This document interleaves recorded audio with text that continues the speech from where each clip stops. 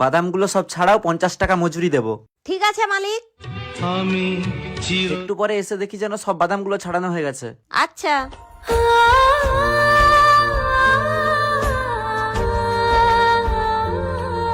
কিছুক্ষণ পর। হয়েছে সব ছাড়ানো? হ্যাঁ। আরে কি হলো, ছাড়ানোর পর এত কম বাদাম বেরোইছে কেন? মালিক বেশিরভাগ খোলার ভেতরে বাদাম ছিলই নি। শালা এতগুলো খোলা থেকে এত কম বাদাম বেরোনোর তো কথাই নয়।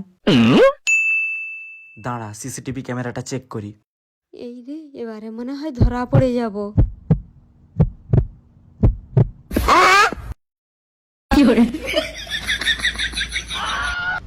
কি গো, তাই যে খোলার ভেতরে বাদাম ছিল নি?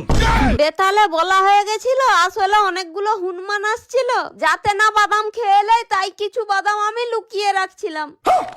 শালা 50 টাকা দেবো বলছিলাম, আর 1 টাকাও দেবো নি।